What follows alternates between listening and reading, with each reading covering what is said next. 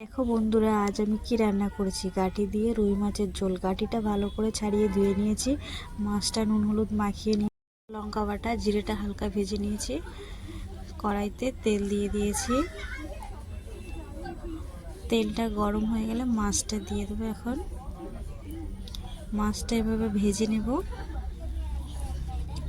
দেখো দেখো মাছটা ভাজা হয়ে গেছে। এই যে ভাজা হয়ে গেছে, কড়াইতে আরেকটু তেল দিয়ে দিচ্ছি।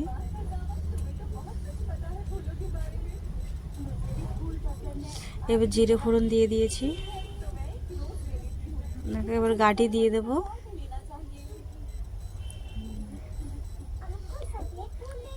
দেখো গাঁটি সব দিয়ে দিয়েছি।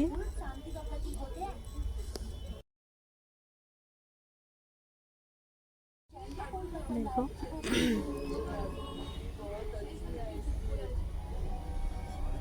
এখান দিয়ে স্বাদ মতো লবণ দিয়ে দিলাম।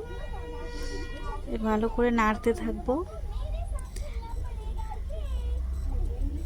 এখানে লঙ্কা বাটা দিয়ে দিয়েছি।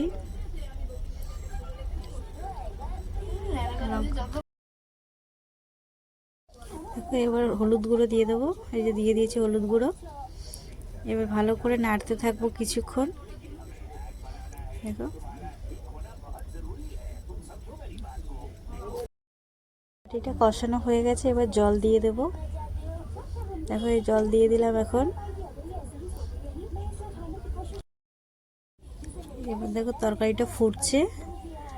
এই যে গাঁটিটাও সেদ্ধ হয়ে গেছে। এবার আমি মাছটা দিয়ে দিচ্ছি। দেখো তরকারিটা ফুটছে। দেখো যে ভাজা জিরেটা বেটে নিয়েছি সেটা এখন দিয়ে দেবো। দেখো এই যে ভাজা জিরেটা এই যে দিয়ে দিলাম। ভাজা জিরেটা দিয়ে দিয়েছি, একটু লাড়াচাড়া দিয়ে নেব। দেওয়ার পর একটু ফুটবে, তারপরে আমার তরকারিটা রেডি হয়ে যাবে।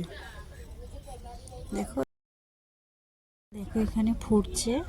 দেখো এবার দেখো তরকারিটা কমপ্লিট হয়ে গেছে।